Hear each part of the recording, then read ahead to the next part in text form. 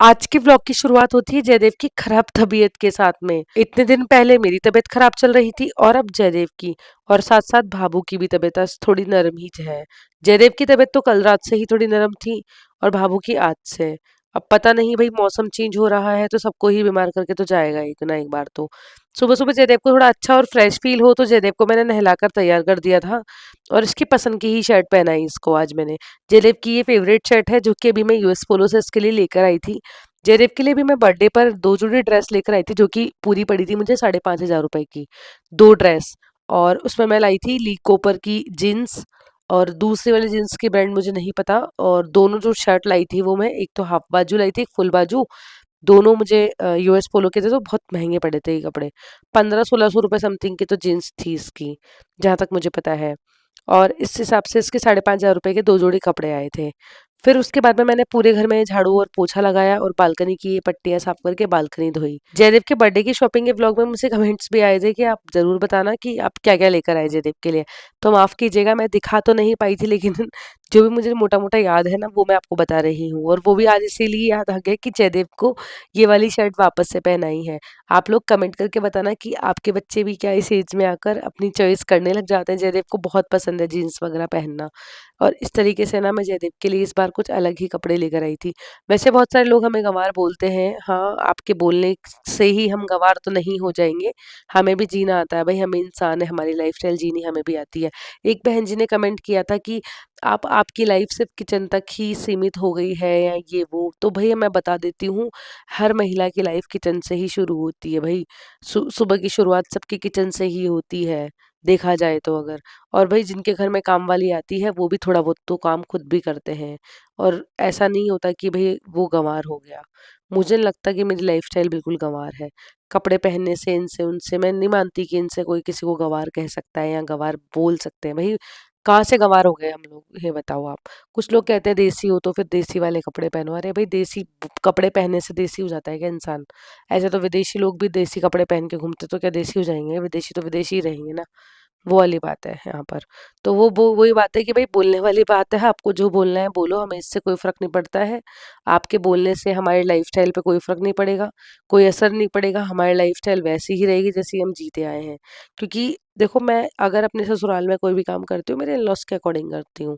बहुत सारे लोग नेगेटिव कमेंट्स करते हैं कि भई तुम तो ना अपने इन-लॉज़ की बड़ी तारीफ़ करते हो, तुम ही बड़ी संस्कारी हो। हाँ, ठीक है, तुम्हें अगर ऐसा लगता हो कि मैं ही संस्कारी हूँ, तो वो आप मानो, मैं ऐसा नहीं मानती हूँ। सभी इंसान अपनी-अपनी जगह बहुत अच्छे होते हैं। मैंने कभी अपने व्लॉग्स में ये नहीं बोला कि मैं ही संस्कारी हूँ, इसे तो घमंड कहते हैं। मैं ही को घमंड कहते हैं, मैं को, ये 2 तरह के मैं होते हैं भई। एक तो मैंने ये किया, मैं ऐसी हूँ, मेरे बारे में बता रही हूँ। दूसरा, मैं ही ऐसी हूँ, मैं ही ये करती हूँ, मैं ही ऐसा करती हूँ। अरे भई, वो तो घमंड हो गया ना भई, हमारे अंदर नहीं है भई घमंड इतना, जितना आपकी बातों में मुझे लग रहा है। और जो मेरे बेटे के लिए इतने नेगेटिव कमेंट्स करते हैं ना, मुझे कुछ लोगों ने ये भी कहा कि आप इसका मुद्दा क्यों बनाते हो? तो भई, अगर यहाँ पर आपका बच्चा हो तो आप भी बनाओगे मुद्दा। और कुछ लोग कह रहे हैं कि वीडियो में लाना ज़रूरी है क्या? तो मैं बता देती हूँ डियर, अगर मेरा काम ही व्लॉगिंग हो तो लाना ही पड़ेगा ना, वो जेन्युइन सी बात है। आज से नहीं ला रही, स्टार्टिंग से ही लेकर आ रही हूँ मैं मेरे बेटे को व्लॉग्स के अंदर। तो ये कोई मुद्दा थोड़ी ना हुआ बनाने के लिए बहुत सारी चीज़ें हैं। भई एक चीज़ तो मैंने महसूस कर ली, लोग किसी को भी कहीं भी जीने नहीं देते, चाहे वो कोई भी हो। कोई सास अगर अपनी बहू को खाना बना के खिला रही है व्लॉग्स में, तो लोग कहते हैं कि बहू तो कामचोर है, काम नहीं करती है, शर्म आनी चाहिए, सास से काम करवाती है।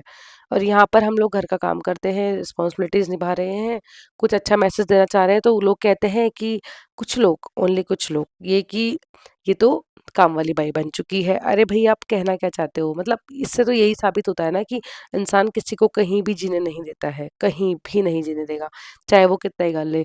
लोगों के इतने मुँह हैं, वो तो हम बंद करवा नहीं सकते, लेकिन उन लोगों को ये तो कह सकते हैं ना कि आप जो भी हमारे लिए इतना गलत कह रहे हो, उससे हमारे लाइफ़स्टाइल पर कोई असर नहीं पड़ेगा। जो लिखा होगा वो तो होके ही रहेगा। जैसे कि आज जयदीप की तबीयत खराब हुई और मैं उसको हॉस्पिटल चेकअप के लिए लेके गई। कुछ प्रॉब्लम्स आई है लेकिन वो ठीक हो जाएगी, कोई बात नहीं, ये मेरी लाइफ़ का पार्ट है, तो ये मैं भुगतूँगी। वो वाली बात बोलते हैं लोग कि हाँ, ये तो कुछ करके बैठी तो भुगत रही है, तो उसको ये समझ लो कि मैं भुगतूँगी, या फिर मैं आराम से उसको टैकल कर लूँगी, मुझे कोई प्रॉब्लम नहीं है। भगवान है अभी मेरे साथ में, और बहुत सारे लोगों की पॉज़िटिव ब्लेसिंग्स है मेरे बेटे के साथ, मेरी फैमिली के साथ। तो मुझे बिल्कुल विश्वास है मेरे भगवान पे कि हमारा कोई कुछ नहीं बिगाड़ सकता इस तरीके से।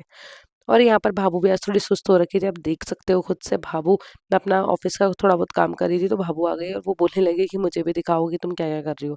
फिर बोलने लगी कि शादी की कैसेट्स वगैरह दिखाओ, तो भाभू को थोड़ी देर मैंने वो फ़ोटोज़ दिखाई, तो भाभू को भी थोड़ा अच्छा लगा। और सही बताऊँ तो बड़े-बूढ़ों के साथ समय निकालना भी चाहिए।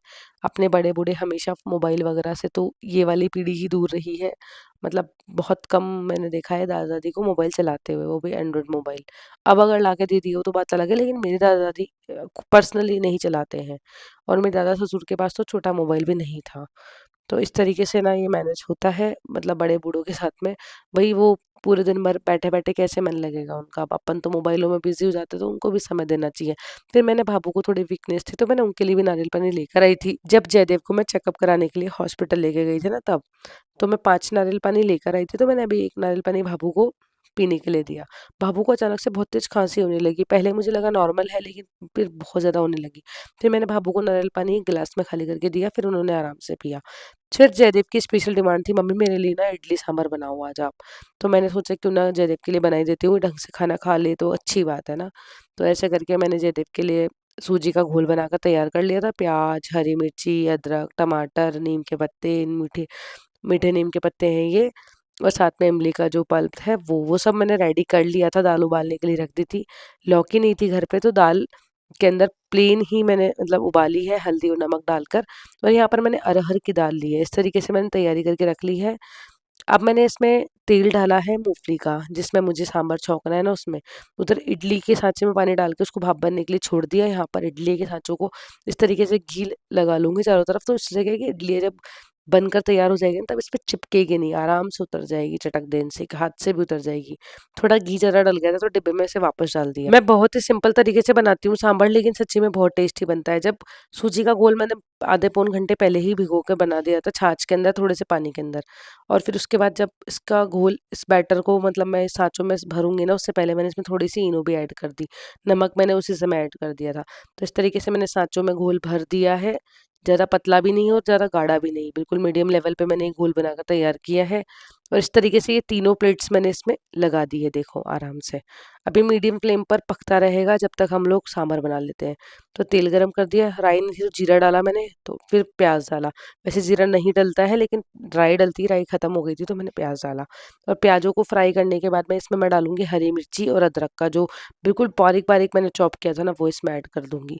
उसके बाद में बारी आती है इसमें कड़ी पत्ता ऐड करने की। जब ये प्याज ब्राउन होने लगे ना तब कड़ी पत्ता ऐड कर देना। तो इस तरीके से मैंने इसमें कड़ी पत्ता ऐड कर दिया है। आप चाहो तो कड़ी पत्ता कम और ज़्यादा कर सकते हो, वो आपकी पर्सनल चॉइस है। मुझे कड़ी पत्ता अच्छा पसंद है तो मैंने 2 लड़ियाँ डाली है इसके अंदर।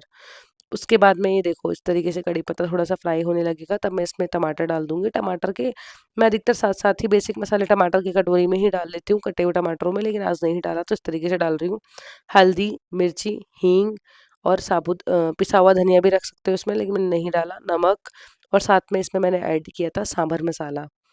वो आप अपने अकॉर्डिंग जो आपके पास जिस कंपनी का है वो सांभर मसाला यूज़ कर सकते हो। फिर मैंने इसमें पानी डालने के बजाय ग्रेवी बनाने के लिए मैंने इमली का पल्प डाल दिया। अब क्या है कि जब इमली का पल्प डाल दूँगी फिर पानी भी डालूँगी तो और पतला हो जाएगा ना सांभर, तो इससे बढ़िया तो इमली का पल्प ही काफ़ी होगा। इस तरीके से फिर मैंने इस तरीके से इसको ग्रेवी बनाई। और अब आप लोग कहोगे कि फिर लास्ट में पानी डाल रहे हो, तो वो तो इसलिए डाला था क्योंकि और गाढ़ा लग रहा था इमली का पल्प डालने के बाद भी। तब मैंने इसके अंदर थोड़ा-सा पानी ऐड किया है। अगर ऐसा होता ना कि इमली का पल्प इस सांभर में डालने के बाद में अगर ये जितना मुझे पतला चाहिए था उतना पतला हो जाता, तो फिर पानी डालने की ज़रूरत ऊपर से नहीं पड़ती। वो एक लास्ट ऑप्शन होता है अपने पास। और इस तरीके से ग्रेवी बनाकर मैंने उसमें उबला हुआ सांभर ऐड कर दिया, नमक वगैरह टेस्ट कर लेना आप लोग। फिर मैंने किचन की स्लैब की साफ-सफाई करके थोड़े बहुत बर्तन भी माँज दिए, क्योंकि अमन जी ऑफ़िस से आने वाले थे। और मम्मी जी ने आज हम सबके लिए बनाई थी कैरी की सब्ज़ी, जो कि बहुत टेस्टी बनी थी, लेकिन जयदेव की स्पेशल डिमांड की वज़ह से मैंने सांभर बनाया। अब सांभर कोई नहीं खाएगा, अमन जी और मैं और भाभू खा सकते हैं क्योंकि प्याज़ वो ही खाते हैं, बाकी पापा जी को ज़्यादा ऑयली नहीं दे सकते हैं। और इस तरीके से मैंने देखो साँचे के इस इडली को निकाल दिया और इनको थोड़ा-सा होल्ड पे छोड़ेंगे तब जाके इस तरीके से हाथ से आराम से निकल जाएगी। थोड़ी गरम है तो मुझे भी निकालने में दिक्कत हो रही है।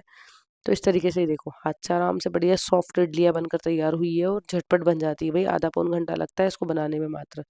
फिर मैं अब घी डालकर इस तरीके से सांचों को वापस से सेट करूँगी क्योंकि थोड़ा-सा घोल और बचा हुआ है, वो भी इनमें भर दूँगी मैं आराम से। और इतना ही मैंने बनाया था कि 2 बार सांचों में ये इडलियाँ बन जाएगी आराम से और बढ़िया भी लगती है। भाई इडली सांभर किस-किस को पसंद है, आप लोग कमेंट बॉक्स में कमेंट करके ज़रूर बताना। तो आप लोग ना इस तरीके से बनाकर ज़रूर देखना एक बार इडली सांभर बहुत टेस्टी बनता है, बहुत टेस्टी बनता है। और इडली सांभर ना मेरी फ्रेंड को, उसके फैमिली को बहुत पसंद है, उसकी मम्मी को, सबको इडली सांभर बहुत पसंद है मेरे हाथ के बने हुए। वैसे मुझे बनाना तो सब कुछ आता है, लेकिन वही है ना कि फैमिली में खाने के शौकीन इतने से होते नहीं है कोई हमारे घर में, हमारी फैमिली में खाने का शौकीन कोई नहीं है इतना चटपटा। तो मैं इतनी मेहनत नहीं करती हूँ, इसीलिए सिंपल खाना ही हम लोग खाते हैं। देखो जैसी हमारी एक्चुअल लाइफ़स्टाइल है ना, वो ही आपके साथ शेयर करती हूँ। और ये देखो हमारा सांभर बन के तैयार हो गया है, बहुत बढ़िया बना है सांभर। और साथ के अंदर इसमें ये इडली इडली पे थोड़ा-सा हेल्दी बनाने के लिए इसमें घी ऐड कर दिया, घर का देसी घी है। और सांभर में थोड़ा-सा मक्खन जयदेव के लिए स्पेशली डॉक्टर ने कहा है। तो इस तरीके से मैंने इसके लिए घी मक्खन ऐड करके इसके लिए इडली लेके गई। और जयदेव ने ना तीनों इडली खा ली थी आज चाव से, क्योंकि इसको बहुत इच्छा थी और ये आज सुबह भी ऐसे ही खाना खा रहा था, बहुत सुस्त हो गया था जयदेव आज। तो इस तरीके से मैंने इसके लिए आज इडली सांभर बनाए। अगर आपको ये रेसिपी अच्छी लगी हो ना तो कमेंट करके ज़रूर बताना, और आप बनाकर देखना फिर मुझे कमेंट करके बताना कि आपको कैसी लगी जेन्युइनली। बहुत टेस्टी बनेगी, बनाकर देखना एक बार इस तरीके से। बच्चे भी बड़े चाव से खाएँगे, ज़्यादा चटपटा भी भई मुझे सांभर पसंद नहीं है, बस इसमें लौकी ऐड करती हूँ, वो थी नहीं तो नहीं की। जयदेव को बहुत पसंद आया इडली सांभर। और ये जो आधी कटोरी सांभर मैं लेके गई हूँ ना, ये मैंने इसको पूरा खिला दिया था फाइनली। फिर इसके बाद में मैं खुद खाना खाने बैठी। तो जयदेव को तो भाई इडली सांभर बहुत पसंद आए। आप भी अपने बच्चों के लिए इस तरीके से इडली सांभर ज़रूर बनाना। और ज़रूरी नहीं है चावल के आटे से ही बने, ऐसे भी बना सकते हो, सूजी से भी बना सकते हो मतलब आप। कुछ लोग चावलों को भिगोकर फिर पीस कर फिर बनाते हैं, हम लोग सूजी से ही बना लेते हैं। दोनों का टेस्ट अलग-अलग होता है, लेकिन जैसे समय होता है उस हिसाब से काम हो जाता है। फिर मैं तो हाथ से ही खा रही हूँ, मुझे इस तरीके से खाना बहुत अच्छा लगता है इडली सांभर। और जयदेव को लास्ट वाली जो इडली थी वो मैंने सांभर के बिना ही ऐसे ही दी थी, उसकी ऐसे ही खाने की इच्छा थी इसीलिए। लेकिन इसने अपना सांभर पूरा कंप्लीट वैसे ही कर लिया था 2 इडलियों के साथ में। तो आपको आज का ये लॉन्ग व्लॉग कैसा लगा कमेंट करके ज़रूर बताना। अगर आपको वीडियो अच्छा लगा हो तो वीडियो को लाइक कर देना। चैनल पर अगर आप नए हो तो चैनल को सब्सक्राइब कर देना। और अब मैं आपसे मिलती हूँ एक नए दिन और एक नए ब्लॉग के साथ। अभी अमन जी बाबू को डॉक्टर के दिखाकर लेकर आ चुके हैं। मैंने बाबू को थोड़ा-सा खाना वापस से खिलाया, बाबू ने खाना खा लिया था वैसे तो, लेकिन आधी से भी आधी रोटी बाबू ने थोड़ी-सी खाई और दवाई ली। उसके बाद में यहाँ पर अमन जी को मैंने खाना परोसा। और इस तरीके से हमारी फैमिली पंचायती चल रही है। और सही बताऊँ तो ना बूढ़े लोग भी बच्चों के जैसे ही हो जाते हैं, उनको पूरा ट्रीट करना पड़ता है, उनको पूरा ध्यान रखना पड़ता है। सही में मैंने महसूस करी है ये चीज़ भाभू औरों को देखने के बाद। और अगर अभी मैं ज़्यादा बोलूँगी ना तो आप लोग कहोगे दीदी बहुत लॉन्ग व्लॉग कर दिया आपने तो आज का। तो इतना लॉन्ग व्लॉग अपन को नहीं बनाना है। अब मैं आपसे कल मिलती हूँ, मुझे इजाज़त दीजिए एक नए दिन और एक नए व्लॉग के साथ। जयदेव को भी मैंने दवाई दे दी है और अभी जयदेव एकदम ठीक है, आप लोग बिल्कुल चिंता मत कीजिएगा। और थैंक यू सो मच, आपकी इतनी प्यारी-प्यारी ब्लेसिंग्स आप जयदेव के लिए भेजते हो। बहुत सुकून, खुशी मिलती है मुझे सही में।